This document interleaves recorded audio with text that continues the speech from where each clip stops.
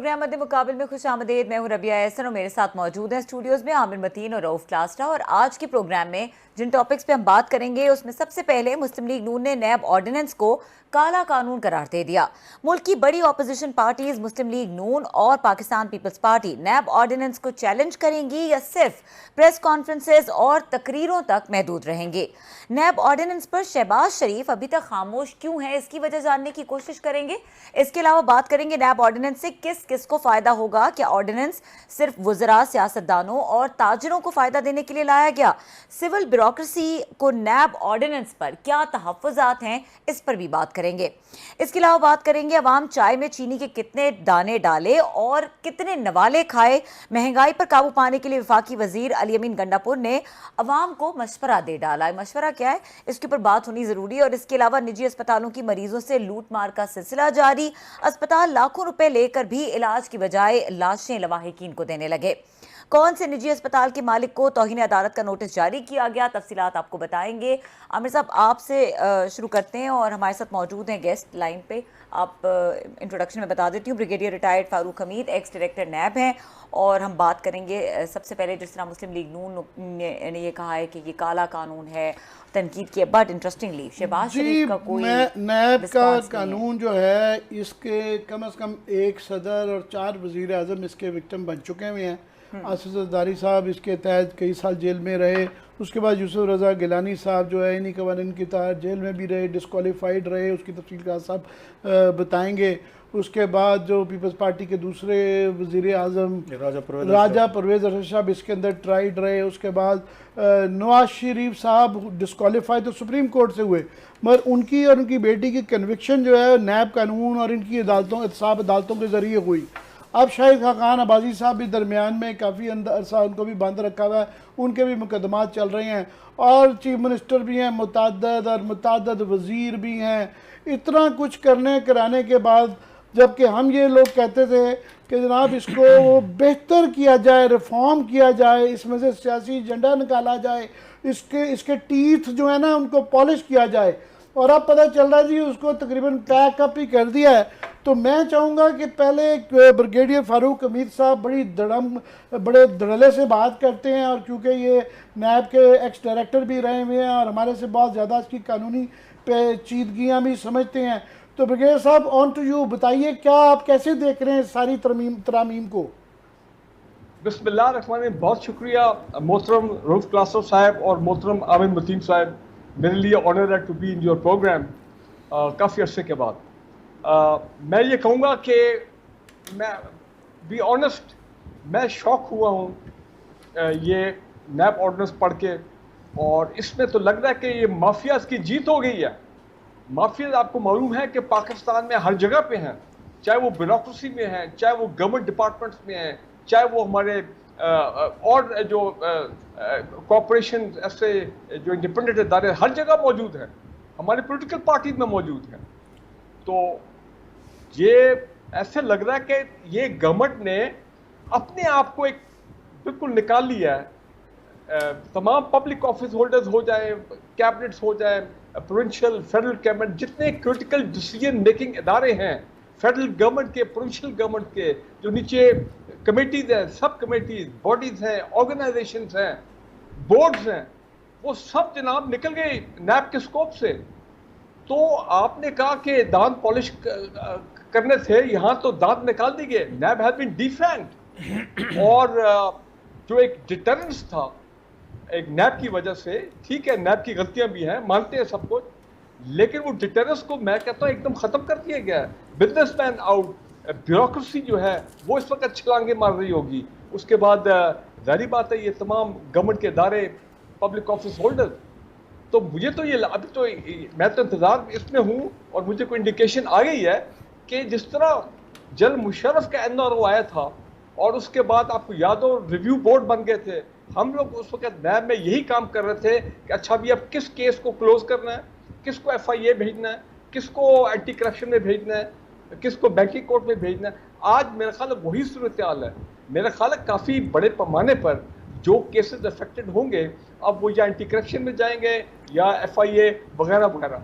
और इंटरेस्टिंग बात यह है कि इसमें स्टेट बैंक ऑफ पाकिस्तान भी लिखा हुआ है। इसका मतलब यह है कि जो बैंकिंग फ्रॉड जिसमें नैब ने बहुत महारत हासिल की थी, वो जो डिफॉल्टिंग लोन्स थे वो तो पहले ही नैब से छीन लिया गया था कि स्टेट बैंक भेजेगा तो फिर हम आगे करेंगे, नैब लेगा। अब तो state bank of Pakistan mean के तमाम बैंकिंग मामला भी नैब के परव्यू से बाहर, और फिर वो ये कह रहे हैं कि जनाब खासकर ब्यूरोक्रेसी के केस में वो गुड फेथ वाली बात आ रही है कि अगर वो साबित हो गया कि हाँ उन्होंने किसी प्रोजेक्ट में किसी फैसले के अगर वो मैलिफाइड फैसला नहीं है, तो अगर उन्होंने फिर भी कोई फाइनेंशियल बेनिफिट गेन किया है, अगर वो साबित हो जाता है, वो किधर साबित होता है जी?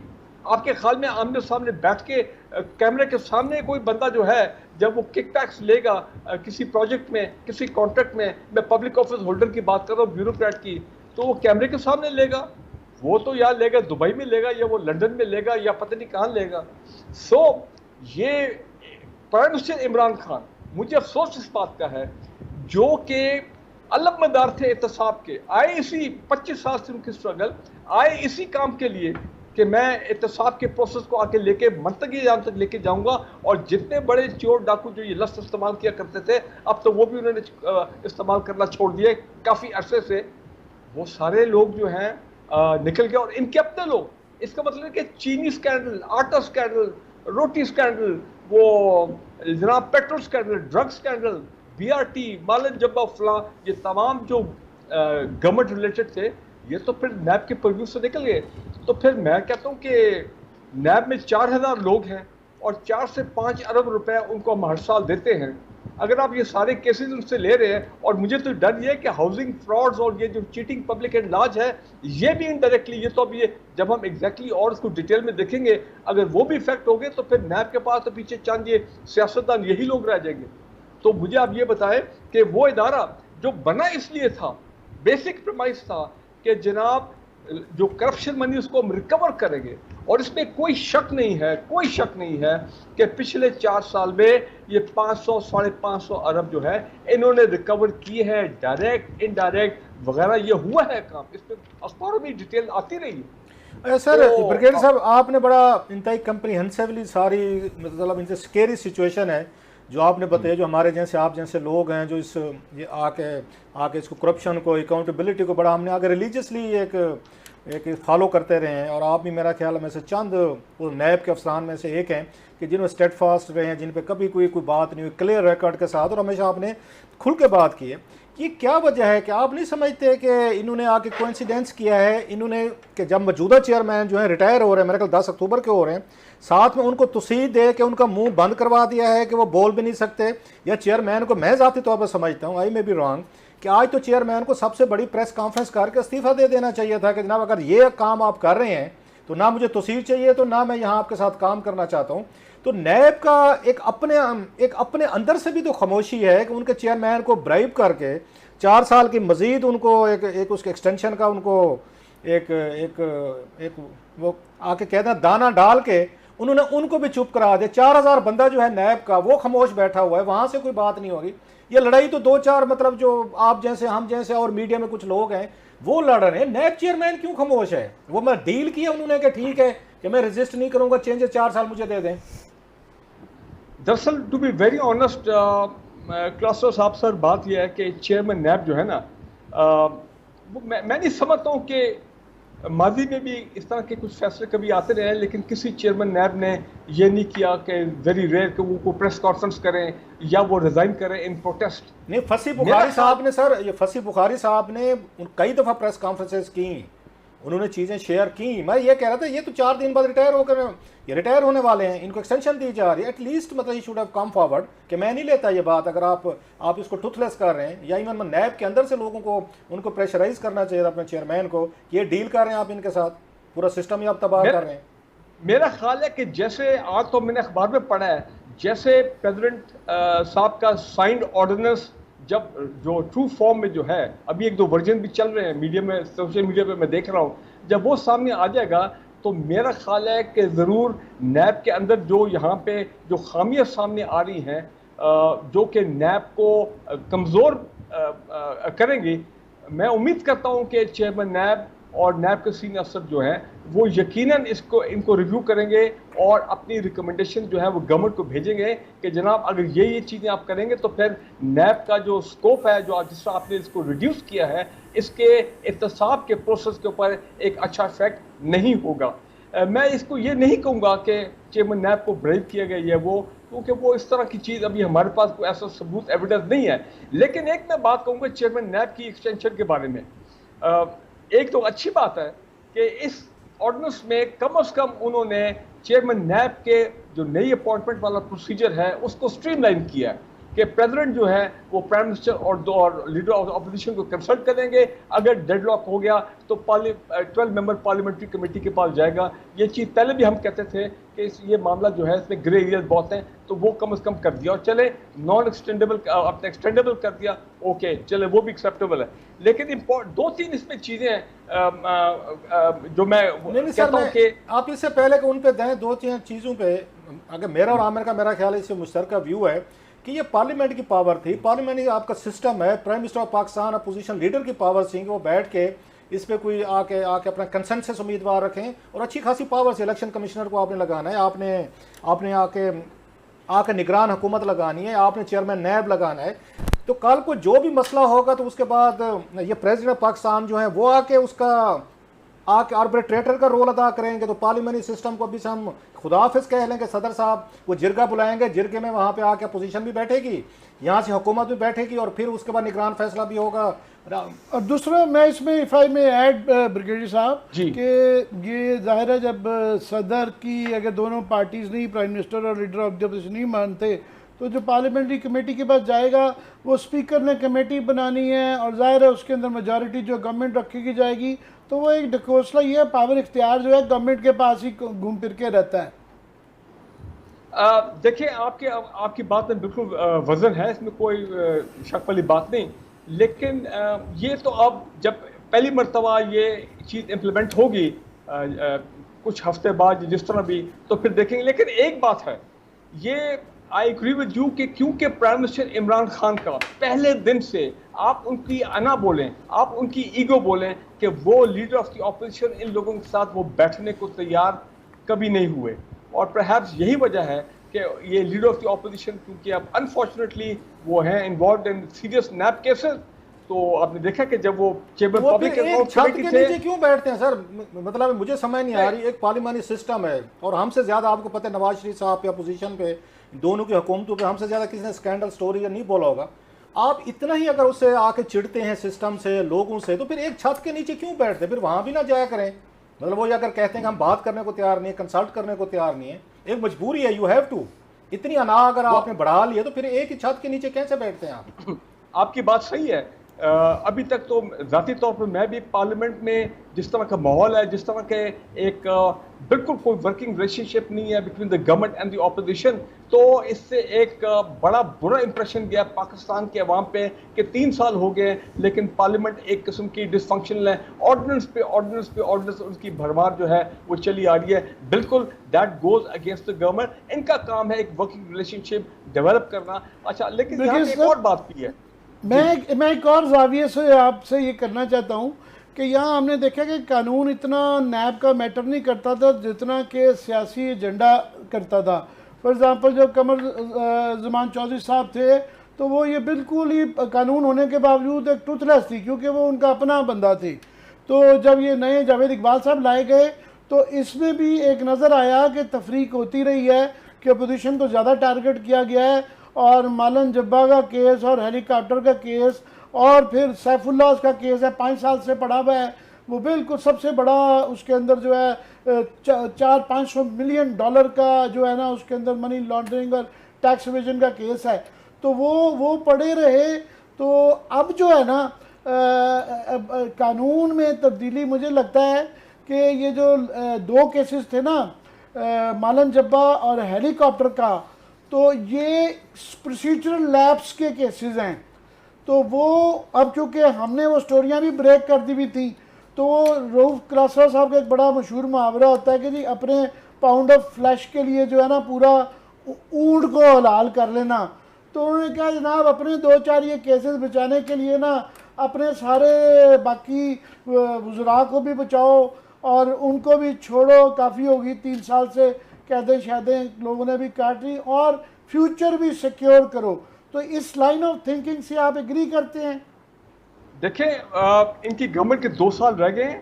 ये बात सही है कि अगर अभी नहीं हो रहा, भी सिर्फ अगर 2-3 इनके वज़रा हैं जिनको पंजाब में नैब लाहौर ने उनको प्रोसिक्यूट किया, उनके खिलाफ केसेस चल रहे हैं और सिटिंग मिनिस्टर को अरेस्ट भी किया गया, अपना अलीम खान और सप्तान साहब। लेकिन ये आपकी बात सही है, इनके जो बड़े स्कैम थे उनकी तो अभी इन्वेस्टिगेशन उस तरह हुई नहीं जिस तरह को नैब के करनी चाहिए। और वो फिर यही होगा कि जो फिर अगली गवर्नमेंट आएगी, अगर नेक्स्ट टाइम ये गवर्नमेंट में नहीं होते हैं तो फिर वो केसेस डेड तो नहीं होने लगे, फिर वो कोई ना कोई मामला जो है फिर एक और अमेंडमेंट आ जाएगी और उसमें वो तमाम चीज़ें बहाल हो जाएंगी और फिर ये केसेस की जो है इनकी इन्वेस्टिगेशन शुरू हो जाएगी।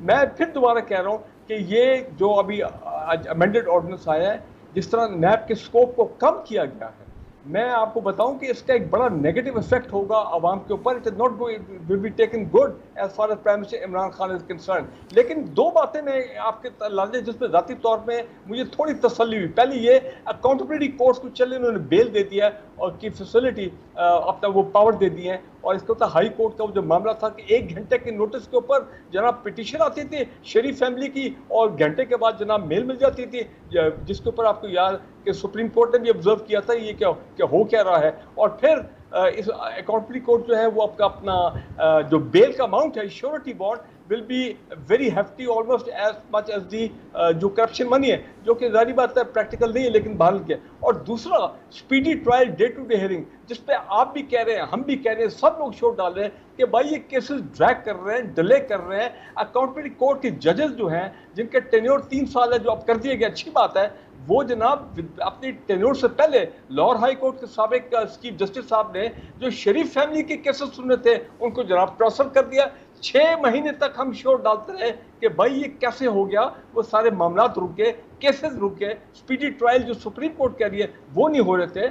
तो कम से कम आप पहली मरतबा कानून में अकाउंटेबिलिटी कोर्ट के वाले से speedy trial and completing the case in 6 months जो है ना वो लिखा हुआ है, जिसमें मुझे थोड़ी सी तसल्ली हुई कि चलो यहाँ पे एक हमारी फेस सेविंग जो है वो हो रही है। लेकिन ओवरऑल अगर ये सब लोग देखें ना, मैं फिर वही कहूँगा, अगर सारे जो सेक्टर्स हैं वो सब निकल जाते हैं अपने नैब के परव्यू से, तो फिर पीछे रह के गया है। बिल्कुल, स्कोप मिनिमाइज हो जाता है और ये स्कोप मिनिमाइज होने के बाद जो नैब है वो प्रैक्टिकली हमें पैरालाइज नजर आता है। इसके ऊपर मजीद भी बात करेंगे। बहुत शुक्रिया। ब्रिगेडियर रिटायर्ड फारूक हमीद साहब हमारे साथ मौजूद थे, अपना पॉइंट ऑफ व्यू दे रहे थे। ब्रेक के बाद इसी पर आमिर मतीन साहब और रऊफ क्लासेस साहब के कॉमेंट्स लेंगे कि उनको क्या लगता है कि अब नैब की जो शेप है वो क्या रह गई है। प्रैक्टिकली नैब सीम्स नोवेयर। ब्रेक के बाद कंटिन्यू करते हैं डिस्कशन, हमारे साथ रहिए।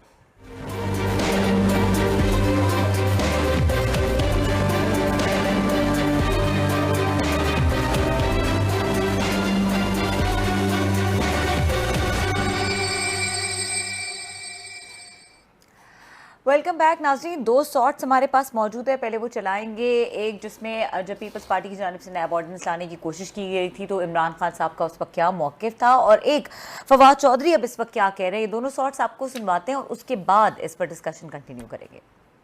और नैब के ऑर्डिनेंस को चेंज करने की जरूरत नहीं, प्राइम मिनिस्टर को चेंज करने की जरूरत है। जिस दिन एक प्राइम मिनिस्टर जिसको खुद फिक्र नहीं है कि मैंने कोई करप्शन नहीं की, वो नैब, इसी नैब को वो ठीक है कि ईमानदार आदमी का नैब का हेड बनाएगा। मेरे नीचे ये नैब दे, मैं आपको 3 महीने में बड़े बड़े डाकुओं को पकड़ के दिखा दूंगा। आधी अमेंडमेंट्स वो हैं जो अपोजिशन इसमें करना चाह रही थी। मिसाल के तौर के ऊपर एक मुतफिका राय थी कि आपको जो ट्रायल कोर्ट्स हैं उनको जमानत का हक देना चाहिए। ये एक मुतफिका राय थी कि जो टैक्स के केसेस हैं उनको नैब की दस्तरस में नहीं होना चाहिए। ये एक मुतफिका राय थी कि अदालती निज़ाम जो है नैब का उसको ठीक है। आमिर साहब, ये कोई टाइम जोन का इशू है प्राइम मिनिस्टर का कि 90 दिन 3 महीने, उन्होंने 3 सालों में 3 महीने जो कह रहे थे 3 साल में नहीं हो सका। और मैं ये सोचता हूँ कि ये अवाम का क्या इसके ऊपर रद्द-ए-अमल आएगा, जबकि इनका टोटल एजेंडा करप्शन साहब के नाम पे जो आए हों और अब ये कर रहे हों, तो इनको कोई फिक्र नहीं है कि आम आदमी क्या सोच रहा है। और साथ में मैं ये भी चौधरी फवाद साहब का भी कह रहे हैं कि ये मुतफ़क्का अपोजिशन का एजेंडा था। जब ये अपोजिशन ये चीज़ें मांग रही थी, मुतफ़क्का बिल्कुल नहीं था। ये रोज़ उनका मजाक उड़ाते थे कि ये हमसे NRO मांग रहे हैं, ये NRO मांग रहे हैं, कोई 50 तकरीरें हैं। कोई ऐसा बंदा नहीं था, ये रोज़ कहते थे हमसे NRO मांग रहे हैं और ये हम नहीं देंगे, मर जाएंगे, लुट जाएंगे, नहीं देंगे, NRO नहीं देंगे। तो ये NRO ही है, ये तो पक्की बात है। अभी वो कह गए हैं ब्रिगेडियर साहब भी कि ये वही वाला NRO है, इसके अलावा कुछ नहीं है।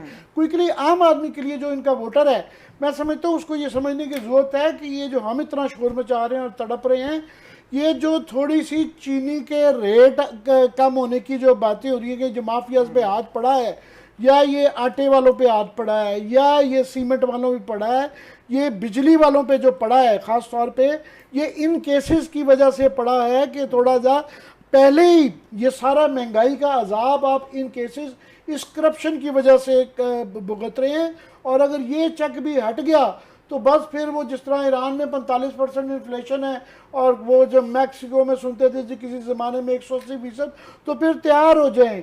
ये वो लड़ाई है जो आज लड़ लें तो इन पे हाथ ज़रा सा, आप देखें थोड़ा सा माहौल बदला था कि सडनली पाकिस्तान में माफियाज कार्टेलाइजेशन, आम आदमी को भी समझ आनी शुरू हो गई थी कि जनाब ये माफियाज हैं, इनकी वजह से हम भुगतते हैं। नहीं, मुझे इसलिए फाइनली मैं इतराज़ साहब से सुनना चाहूँगा, मगर एक बात मैं ज़रूर कहूँगा। आपने गौर किया है कि पाकिस्तान की और दुनिया की तारीख का सबसे बड़ा पहले पैरेमा आया था, तो अभी पेंडोरा आया था। पेंडोरा के अंदर आधी कैबिनेट शामिल है बीच में जिनके नाम हैं, सडनली वो गायब है, वो टॉपिक ही भूल गए हैं। उन्होंने कहा ना मुझे सर के ही भूल के पता नहीं किस चीज़ की फिक्र पड़ गई है। उन्होंने एग्जैक्टली किया है कि हमें पेंडोरा हमारे उससे जेल से निकाल दिया है, ये हम नैब ऑर्डिनेंस के पीछे चले गए हैं। हालांकि बाकी तो छोड़ें, सिंपली जिन लोगों ने अपने असासों में डिक्लेयर नहीं किया, कल हम अपने प्रोड्यूसर रिसर्चर्स को लगाएंगे, वो इलेक्शन कमीशन के लॉ है, मेरा अंडर आर्टिकल सेक्शन 9 है शायद, कि उसके तहत अगर वो ना की तो सीधे सीधे डिस्क्वालीफाई तो वो होते हैं। आधी असम्बली जो जिसके अंदर नाम है उसके अंदर वो डिस्क्वालीफाई होते हैं। इस सारे नैब के इस गोरख धंधा जो कि जान के बनाया गया है, उसमें पेंडोरा गायब हो गया है। आमिर साहब, आपने कहा पेंडोरा गायब हो गया, मुझे ख्वाजा आसिफ साहब याद आ गए। उन्होंने कहा मियाँ साहब तुसी घबराना नहीं, लोग ही भूल जाएंगे पना मनू। सर ये चीज़ें नहीं भूलती, भूल भी कि आप बैठे हुए हैं और 2-4 लोग बैठे हुए हैं। ये वक्ती तौर पर ये जो इनको आया ना, उबाल आया है, इन्होंने लाया, वो बात ठीक है कि ये भी एक आपका पॉलिटिकल कम्युनिकेशन का हिस्सा होती है, प्रोपागंडे का, कि बहुत बड़े इशू में फंस गए हैं तो नया इशू, उससे भी बड़ा इशू जो है ना आप उसको क्रिएट कर दें। एक लाइन जो है ना आपने उसको आके छोटा करना, उसे बड़ी लाइन मार दो। सो ये इशू नहीं खत्म होते, बाज़ इशू मेरा ख़त्म होने वाला नहीं। 2-4 चीज़ें बड़ी इसमें इंपॉर्टेंट है सर। एक तो ये है कि ये चौधरी साहब का भी आपने सुना, जैसे आपने कहा कि सारी उम्र हमें कहते रहे हैं कि ये NRO मांगते हैं, हम नहीं देंगे। आज बड़ी मासूमाना अंदाज से चौधरी साहब ने कहा मुत्तफिका। आज आप हमें समझाएं। फिर शहबाज शरीफ साहब के साथ जनाब बात नहीं करना चाहते, वैसे चेयरमैन नैब लगाना है, आगे निगरान हुकूमतें लगनी है, दीगर उस पर हम उनके साथ हाथ मिलाने को तैयार नहीं है। वो आरिफ अलवी साहब को उन्होंने पावर दे दिए कि जिर्ग आपके यहाँ हुआ करेगा, हम सारे वहीं पे आया करेंगे, क्योंकि हम नलायक भी हैं, निकम्मे भी हैं, हमसे फैसला नहीं होता। डॉक्टर आरिफ अलवी साहब जो है मोस्ट वाइजेस्ट ऑफ ऑल, वो बैठ के अब इनके फैसले लोगों से वो मिल सकते हैं या नहीं मिल सकते? वो नहीं मिल सकते। मतलब जरा तो आप इनकी देखें ना, इनकी समझदारी देखें, क्रुक है ना, क्रुक है बेसिकली। एक चीज़। दूसरी, मैं फवाद चौधरी साहब से पूछना चाहता हूँ और इनसे, हुकूमत से, मिनिस्टर से, जब ये मीडिया डेवलपमेंट अथॉरिटी का लॉ ला रहे थे उस वक्त हमारे ऊपर बम्बार्डमेंट हो रही थी कि आप लोग जिम्मेदारी क्यों नहीं लेते हैं, जो खबर करते हैं, स्कैंडल करते हैं, उसकी जिम्मेदारी लें, फेक न्यूज़ ना हो, आपको अदालतों में लेकर जाएंगे, 6-6 महीने सजाएं करवाएंगे, 25 करोड़ रुपये जुर्माने करवाएंगे। जनाब हमारे ऊपर अदालतें भी हैं, हमारे ऊपर पैमरा भी है। जो बात मैं यहाँ पे करूँगा मुझे उसका सबूत भी देना है, नहीं दूंगा तो मैं जेल में जाऊँगा और साथ में जुर्माना भी दूंगा। ये अरबों रुपए के ये फैसले भी करेंगे, ये ठेके भी देंगे, कंट्रैक्ट भी देंगे, LNG में डाके मारेंगे, ये आपके चीनी कंट्रैक्ट में मारेंगे, होटल बेचने में मारेंगे, ये एल में मारेंगे। ये कहते हैं हमसे नहीं पूछना, मीडिया से हम जवाब लेंगे। मीडिया की सजाएं बढ़ाओ, हमारी कटाओ। है नहीं, मतलब घटाना तो छोड़े ना, अब मतलब सजाएं है नहीं। एक मेरी अच्छे उनसे बात हो रही थी, एक काबिल एहतराम हमारे एक उस पर एक आप कह सकते हैं ब्यूरोक्रेट हैं, ये बड़ी सीनियर पोजीशन पे, उनका मुझे एक मैसेज आया। उन्होंने कहा कि आप लोग जो हैं तो उन्होंने कहा शो में वगैरह आपका देख रहा था, आप लोग जो है राज ये कह रहे थे कि जनाब कि इसमें ब्यूरोक्रेट जो है ना उनको उन्होंने बचा लिया है और ब्यूरोक्रेसी बड़ी खुश होगी। जैसे अभी आपने सुना होगा तो वो भी फरूक साहब भी कह रहे थे, उन्होंने कहा हजूर हमारा इसमें कहीं जिक्र है कहीं पे पूरे ऑर्डिनेंस में? उन्होंने एक्सप्लेन किया कि फलां के तहत हम अभी भी जिम्मेदार हैं, जो भी सारी कंसेशन अगर दी गई हैं तो उन्होंने कहा जनाब ये उन्हीं को पॉलिटिकल लीड को मिली होंगी, हुक्मरानों को मिली होंगी या दीगर लोगों को मिली हों, ब्यूरोक्रेसी तो अभी भी फंस जाएगी। लेकिन मेरा ये ख्याल है, मैं उनसे ज़रा उस पर डिसएग्री करता हूँ, जब बड़े बड़े फोरम इसमें से निकाल दिया गए जहाँ ब्यूरोक्रेट बैठते हैं, ग्रेड 22 के अफसर बैठते हैं, मीटिंग में बैठते हैं, आप यहाँ फेडरल कैबिनेट में सारे सेक्रेटरीज बैठते हैं जिनके एजेंडे वगैरह होते हैं, ईसीसी में सारे बैठते हैं, 30-40 बैठते हैं, आप एक्नेक में, CTWP में, सब में बैठते हैं। जब उन्होंने फोरम को उड़ा दिया है कि उसमें से किसी बंदे को नहीं बुलाया जा सकता, तो उसमें ब्यूरोक्रेसी भी शामिल है, उसमें फिर आपके अफसरान भी शामिल है।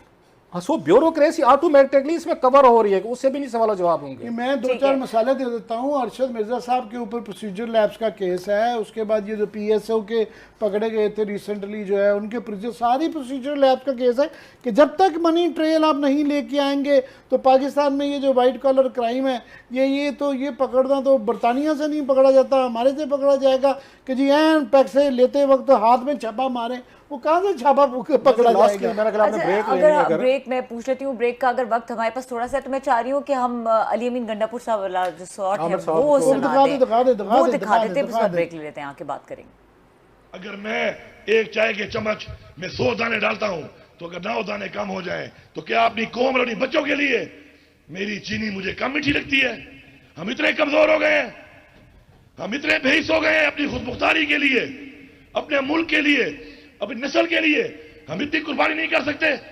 अगर 9% इन्फ्लेशन है, मैं 100 निवाले खाता हूं आटे के, तो अगर 9 निवाले कम खा लूं तो अपनी कौम के लिए मैं 9 निवालों की कुर्बानी नहीं कर सकता। ये काफी साइंटिफिक सी बात है, साइंस को एक्सप्लोर करते हैं। ब्रेक के बाद हमारे साथ रहिए।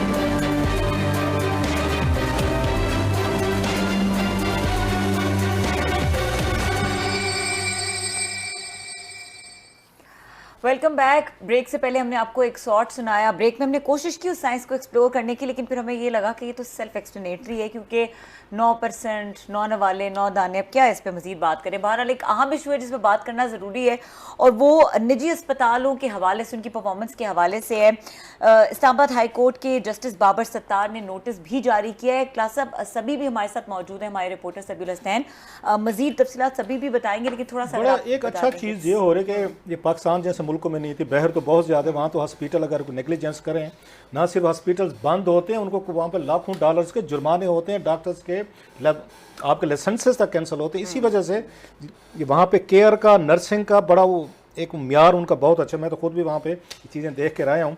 अब यहाँ पे ये आपको पाकिस्तान का पता है, कोई हॉस्पिटल जो है मरीज़ को सीरियस नहीं लेता। अच्छा पैसे, अब ये जो केस है कहते हैं हॉस्पिटल का, जिस पे जस्टिस बाबर सितार साहब ने बड़ा उन्होंने स्टेप लिया है, बड़ा उन्होंने ठीक स्टेप लिया है कि 50 लाख रुपए सर उन्होंने लिए हैं इसके लिवर ट्रांसप्लांट की सर्जरी के लिए, एक खतून का 50 लाख, एंड शी डाइड। और उसकी काज जो लिखी है उन्होंने ये नहीं लिखी कि फेलियर हुई है इसके लिवर ट्रांसप्लांट की, उन्होंने काज कोई और लिख दी है। उन्होंने केसेस किए, आगे गए हैं, इनको बुलाया है बाबर सितार साहब ने। अगर उसके बाद क्या हुआ है ये मेरा ख्याल है पूरी डिटेल जो है ना ये बताएंगे सभी जो है ना हमारे रिपोर्टर। एक अच्छा स्टेप ये है कि हमारी अदालतें जो है ना इस तरह के केसेस को टेकअप कर लिए हैं और इस पे जीरो टॉलरेंस का मुजाहरा कर रहे हैं। ये मेरा ख्याल इससे बड़ा फर्क पड़ेगा। बाकी इससे सभी साहब बताएं कि क्या क्या हुआ है, ये इतना बड़ा जो अच्छा स्टेप हुआ है कि अदालत ने नोटिस लिया है। जी बिल्कुल, इस्लामाबाद हाई कोर्ट के जस्टिस बाबर सत्तार ने 30 सितंबर को अस्पताल की मुबैना गफलत के मुकदमे में मेडिकल रिपोर्ट्स पेश न करने पर कायद-ए-आज़म अस्पताल के CEO के खिलाफ तौहीन अदालत के लिए नोटिस जारी किया था। दरख्वास्त गुज़ार की जानिब से वकील बैरिस्टर उमर एजाज गिलानी पेश हुए और कहा कि अस्पताल से कई बार रिकॉर्ड की कॉपियां मांगी गई मगर अस्पताल वालों ने मुहैया नहीं की। इस पर अदालत ने काफी बरहमी का इजहार किया और कहा कि क्यों न दस्तावेजात जमा न कराने पर CEO को जेल भेज दें। जस्टिस बाबर सत्तार केस की समाअत कर रहे थे। उन्होंने कहा कि मरहूमा के लवाहिकीन दर दर की ठोकरें खा रहे हैं मगर रिकॉर्ड देने से गुरेज रहे हैं। इसी केस में 27 जुलाई को अस्पताल इंतजामिया ने यकीन दहानी कराई थी कि रिकॉर्ड दिया जाएगा, लेकिन वो अभी तक नहीं दिया गया, जिसके बाद ये रिटर्न ऑर्डर आया और तमीम अदालत का नोटिस जारी किया गया। दरख्वास्त जो थी तो सजाद मलिक नामी एक शहरी ने दायर की थी 2020 में, और उनका कहना था कि उनकी वालदा का कायद-ए-आज़म इंटरनेशनल अस्पताल में लिवर ट्रांसप्लांट हो रहा था और इस दौरान जो है तो वो उनका इंतकाल हो गया। जब डेथ सर्टिफिकेट देखा तो पता चला कि उस पर मौत की वजह ये नहीं लिखी गई बल्कि ये लिखा गया कि उनको हार्ट अटैक हुआ है। और उन्होंने कहा कि ये पढ़कर उनको और झटका लगा कि लिवर ट्रांसप्लांट सर्जरी को अस्पताल इंतजामिया ने कामयाब करार दिया। इसमें उन्होंने 50 लाख से तकरीबन 50 लाख रुपए फीस दी थी। 7 सितंबर 2020 को मुतासरा शख्स थे ये सजाद मलिक, इन्होंने अस्पताल के chief executive officer doctor Shaukat Bangash को खत लिखा और कहा कि मुझे जो है तो इलाज का मुकम्मल रिकॉर्ड दिया जाए, जिसपे 22 सितंबर को अस्पताल इंतजामिया ने खत का जवाब दिया और उसमें जो है तो वो चीफ एग्जीक्यूटिव ऑफिसर ने जवाब देने की बजाय एक सेक्शन ऑफिसर को कहा और उधर सेक्शन इंचार्ज को कहा और उन्होंने जवाब दिया और ये जो तफसीलात मांगी गई थी उसको इवेट किया। दरख्वास्त गुजार का मौक़िफ़ है कि Islamabad health care regulatory authority जो है इसको फ़ाल बनाया जाए और मेरा केस जो है तो कानून के मुताबिक सुना जाए, इसकी तहकीकात की जाए। जी, ये बड़े अरसे से सिलसिला जारी था कि ये हमारे अस्पताल जो हैं ये कसाई खाने बन चुके हुए हैं और ये कारोबारी मराकज़ बन गए हैं, स्वाय पैसे ऐंठने के कोई नहीं था। तो इस केस से सिर्फ ये है कि ये एक डिटरेंस है, ये एक सबक बनाया गया है अस्पतालों के लिए, डॉक्टरों के लिए कि मरीज़ इम्पॉर्टेंट चीज़ है और उनकी केयर करना इम्पॉर्टेंट है, जिम्मेदारी से अपना काम करें ताकि आइंदा जब भी कोई इस तरह की नेगलिजेंस हो, गफलत हो तो उसको याद आ जाए ये केस। तो इसलिए मैं इस केस से बड़ा बाबर सत्तार साहब के हम वैसे भी बड़े मद्दा हैं और यही उम्मीद की जाती थी कि जो है, तो इसलिए ये मैं बड़ा इससे एक डिटरेंस है। ठीक है, और इससे फ़ायदा भी होगा, प्रेसिडेंट सेट होगा और अदालतों का जो ये काम है ये असल काम है, अप्रिशिएट करते हैं हम इसको। मज़ीद भी अहम इश्यूज़ पर अपने प्रोग्राम में बात करते रहेंगे। आज का प्रोग्राम देखने के लिए शुक्रिया, इजाज़त दीजिए, अल्लाह हाफ़िज़।